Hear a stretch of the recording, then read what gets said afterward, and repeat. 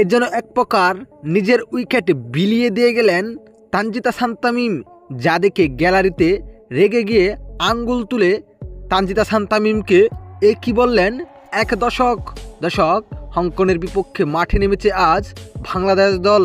Asia কাপের প্রথম ম্যাচে হংকংয়ের বিপক্ষে টসে জিতে বোলিং করার সিদ্ধান্ত নিয়েছেন অধিনায়ক লিটন কুমার দাস। এতে শুরুতে ব্যাট করতে নেমে নির্ধারিত 20 ওভারে 7 উইকেট হারিয়ে 143 রান নিতে পেরেছিল হংকং।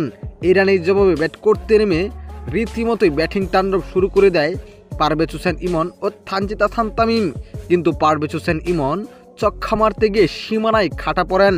এতে 14 বলে 19 রান করে টেবিলে এনে ফিরে যান এই ব্যাটার। তারপর তানজিদ হাসান তামিম ও লিটন দাস দুর্দান্তভাবেই খেলে যাচ্ছিলেন, কিন্তু অঘটন ঘটে যায় 5 নম্বর ওভারে। রীতিমতোই ডিফেন্স করে যেন নিজের উইকেটটা বিলিয়ে দিয়ে গেলেন তানজিদ হাসান তামিম। কেননা এটা একটু জোরে খেললেই ছক্কা হওয়ার সম্ভাবনা ছিল, কিন্তু আস্তে ডিফেন্স করাই পাওয়ার প্লের ভিতরেই ক্যাচ নিয়ে নেয়। এতে রীতিমতোই আউট হয়ে যায়। তানজিদ হাসান তামিম যখন আউট হয়ে টেবিলের দিকে ফিরছিল, তখন গ্যালারিতে এক দর্শক দেখা যায় আঙ্গুল দিয়ে কিছু একটা বলতে তানজিদ হাসান তামিমকে। এই ঘটনাটি আপনি কিভাবে দেখছেন অবশ্যই জানাবেন আপনার মতামত এই ভিডিওর কমেন্ট বক্সে। ধন্যবাদ।